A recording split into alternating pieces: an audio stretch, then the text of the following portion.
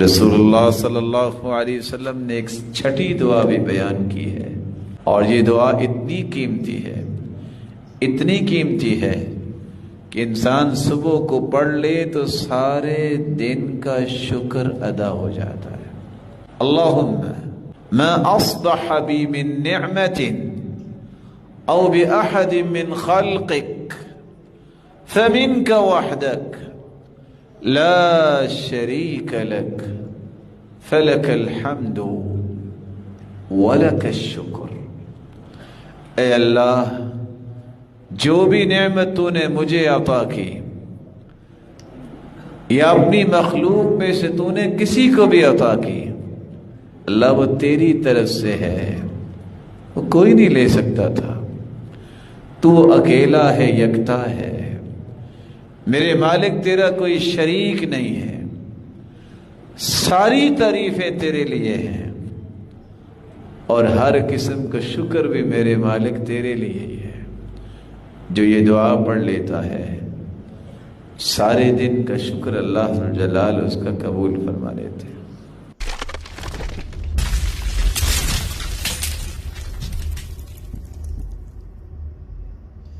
अस्सलामु अलैकुम वरहमतुल्लाहि वबरकातुहू। औज़ु बिल्लाहि मिनश शैतानिर रजीम। बिस्मिल्लाहिर रहमानिर रहीम। क़ाल अल्लाहु तबारक व तआला फ़ी क़ुरआनिल मजीद या अय्युहल्लज़ीना आमनू इन जाअकुम फ़ासिक़ुम बिनबइन फ़तबय्यनु अन तुसीबू क़ौमन बिजहालतिन फ़तुस्बिहू अला मा फ़अलतुम नादिमीन। व क़ाल नबी सल्लल्लाहु अलैहि वसल्लम मन कज़्ज़ब अलैया मुतअम्मिदन फ़लियतबव्वअ मक़अदहू मिनन नार। रब्बि इश्रह ली सदरी व यस्सिर ली अमरी वहलुल उक़दतम मिन लिसानी यफ़क़हू क़ौली रब्बि ज़िदनी इल्मा। मेरे अज़ीज़ दोस्तों और भाइयों, मैं अल्लाह तबारक व तआला की तौफ़ीक से उस वीडियो के अंदर जो हदीस बतलाई गई है शुएब मीर मोहम्मदी साहब की ताल्लुक़ से, मैं उस हदीस की सनद की जाँच पड़ताल उसूल हदीस व अस्मा व रिजाल व जरह व तादील के मीज़ान पर आपके सामने रखने की कोशिश करूँगा इंशाअल्लाह तबारक व तआला। अल्लाह तबारक व तआला से दुआ है कि अल्लाह तबारक व तआला हमें हक़ बात और सच बात कहने की तौफ़ीक़ अता फ़रमाए, और जो हमसे लफ्ज़ी तौर पर कहने में ख़ताएँ हों अल्लाह तबारक व तआला उसको माफ़ फ़रमाए, आमीन या रब्बल आलमीन। मेरे अज़ीज़ दोस्तों और भाइयों, जो हदीस शुएब मीर मोहम्मदी साहब ने बयान की है उसकी फ़जीलत, इस हदीस को अब्दुल्ला इब्न गनाम रज़ियल्लाहु ताला अन्हो की तरफ मंसूब किया गया है कि उन्होंने नबी सल्लल्लाहु अलैहि वसल्लम से इस हदीस को बयान किया है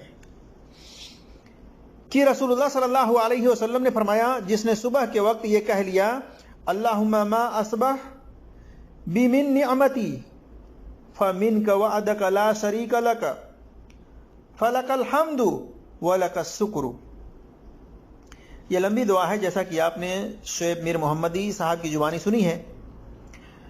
इसकी फजीलत यह है कि आप सल्लल्लाहु अलैहि वसल्लम ने फरमाया कि जिसने सुबह के वक्त इस दुआ को कह लिया, पढ़ लिया, उसने अपने उस दिन का शुक्र अदा कर लिया, यानी पूरे दिन का शुक्र अदा कर लिया। और जिसने शाम के वक्त इसी तरह कह लिया तो उसने अपनी उस रात का शुक्र अदा कर लिया, यानी पूरे रात का शुक्र अदा कर लिया। और यह हदीस अब्दुल्ला बिन अब्बास रज़ियल्लाहु ताला अन्हु की तरफ भी मंसूब है कि उन्होंने नबी सल्लल्लाहु अलैहि वसल्लम से इसको बयान किया है। तो इसके अंदर शुएब अर्नाउत ने इसकी तहकीक में कहा है, सुनन अबी दाऊद की तहकीक में, इस हदीस के तहत कि ये सहाबी का नाम लेने में रावी ने खता की है। बहरहाल ये रवायत अब्दुल्ला इब्न गनाम रज़ियल्लाहु ताला अन्हु से ही मंसूब करदा है। यह हदीस सुनन अबी दाऊद के अंदर हदीस नंबर 5073 पर है। इसी तरह से निसई कुबरा के अंदर हदीस नंबर 9750 पर है। तारीखुल कबीर इमाम बुखारी रहमतुल्लाह अलैह के जिल्द नंबर 4 सफ़ा नंबर 2 के अंदर हदीस नंबर 443 पर है। असदुल गाबा के अंदर जिल्द नंबर 3 सफ़ा नंबर 362 पर है। तबरानी फी किताबुद दुआ के अंदर हदीस नंबर 306 और 307 है। और सही इब्न हिब्बान के अंदर हदीस नंबर 861 है। और इब्न सुन्नी की फी अलीमुल लैला के अंदर हदीस नंबर 41 है।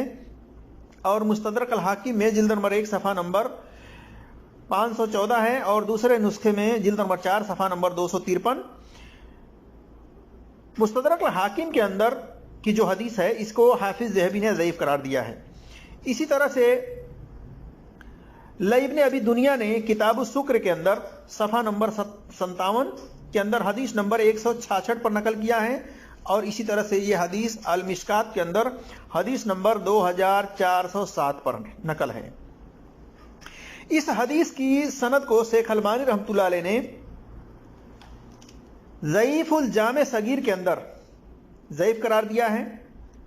ضعیف الجامع صغیر بالتحقیق شیخ البانی رحمۃ اللہ علیہ حدیث نمبر 5730 پر. اسی طرح سے شیخ البانی رحمۃ اللہ علیہ نے ضعیف ترغیب میں بھی حدیث نمبر 385 پر نقل کر کے اس کو ضعیف لکھا ہے.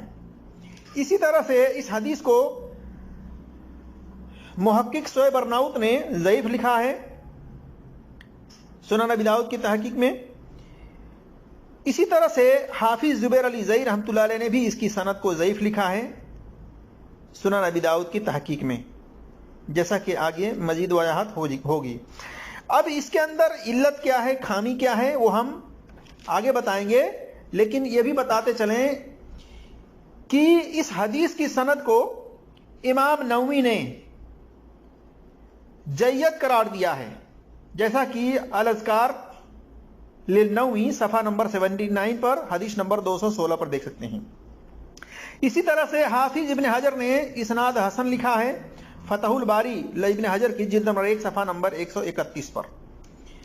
لیکن ان لوگوں کا حسن جید کہنا, اسناد جید کہنا, یہ اصول حدیث و اسماء الرجال و جرح و تعدیل کے میزان پر باطل ہے, غلط ہے, صحیح نہیں ہے میرے عزیز دوستوں اور بھائیوں. اسی لیے کہا گیا ہے کہ کسی بھی محقق محدث کی حسن کردہ, صحیح کردہ, اسناد جید کردہ کے اوپر آنکھ بند کر کے اعتماد نہیں کرنی چاہیے اگر اس کے اندر علت موجود ہے تو. جب تک کہ اس علت کو دور نہیں کریں گے اصولی طور سے دلیل کے ساتھ, تب تک وہ نہ حسن ہے, نہ وہ جید الاسناد ہے, نہ اس کو صحیح کہہ سکتے ہیں. اب آئیے ہم دیکھتے ہیں کہ اس کی سند کے اندر علت کیا ہے.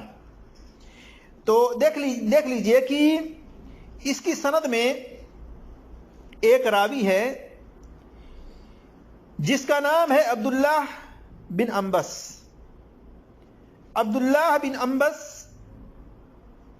کو امام یحییٰ بن معین رحمۃ اللہ علیہ, امام ابو زرع رازی رحمۃ اللہ علیہ جو کہ متقدمین محدثین ہیں خیر القرون کے دور کے, یہ کہتے ہیں لا عرفہ, کہ ہمیں معلوم نہیں یہ کون ہے, یعنی اس کی حالات زندگی کے بارے میں کچھ پتہ نہیں ہے. امام ابو داؤد رحمۃ اللہ علیہ جو کہ متقدمین محدثین میں سے ہیں, خیر القرون کے ہیں, یہ کہتے ہیں یہ مجہول الحال ہے, یعنی یہ نامعلوم شخص ہے, کون ہے, اس کی حالات زندگی کے بارے میں کچھ پتہ نہیں ہے. اور مجہول الحال راوی کی روایت اصولی طور سے سندن ضعیف ہوتی ہے, غیر ثابت ہوتی ہے, صحیح نہیں ہوتی ہے. اس بارے میں دیکھ سکتے ہیں التحریر کے اندر نمبر ہے 3517 پر, اس کے اندر علت کو بتلا دیا گیا ہے. اور بھی الجرح و تعدیل کی کتابوں کے اندر اس راوی کے بارے میں علت دیکھ سکتے ہیں. معلوم ہوا کہ اس ایک راوی کے نامعلوم ہونے کی وجہ سے, مجہول الحال ہونے کی وجہ سے اس کو محدثین نے ضعیف الاسناد قرار دیا ہے, غیر ثابت قرار دیا ہے. معلوم ہوا کہ ضعیف حدیث نبی صلی اللہ علیہ وسلم کی بات نہیں ہوتی ہے, نبی صلی اللہ علیہ وسلم کی طرف منسوب تو ہوتی ہے لیکن وہ نبی صلی اللہ علیہ وسلم کی بات نہیں ہوتی ہے. لہٰذا اس کو لوگوں میں بیان کرنے سے بچنی چاہیے, اور ہر مولوی حضرات کو چاہیے, ہر ایمان والے کو چاہیے کہ وہ حدیث پر آنکھ بند کر کے اعتماد نہ کریں, بلکہ اس سے پہلے اسناد کو دیکھیں. عبداللہ بن مبارک رحمۃ اللہ علیہ نے کہا الاسناد من الدین, کی سند دین میں سے ہے. سند سے ہی معلوم ہوگا کہ بات جو کہی جا رہی ہے, فضائل جو بیان کی جا رہی ہے وہ صحیح ہے یا غلط ہے. تو سند دیکھنی چاہیے, سند صحیح ہے تو پھر حدیث صحیح ہے, سند صحیح نہیں ہے تو حدیث کا کوئی اعتبار نہیں ہے. یہ اصولی بات ہے. اور اللہ تبارک و تعالیٰ نے ہر مسلمان کو, ہر ایمان والے کو تحقیق کرنے کا, چھان بین کرنے کا حکم دیا ہے, جیسا کہ سورہ حجرات آیت نمبر 6 میں فرمایا.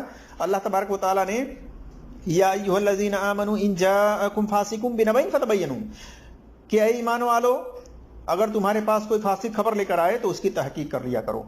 तो तहकीक करने का, छानबीन करने का उसूली तौर से हर ईमान वाले को अल्लाह तबारक व तआला ने हुक्म दिया है। लिहाजा तहकीक करनी चाहिए, छानबीन करनी चाहिए। आंख बंद करके किसी भी मौलवी, किसी भी मुफ्ती, किसी भी हाफिज की बात पर एतमाद नहीं करनी चाहिए, बल्कि उसकी तहकीक कर लेनी चाहिए।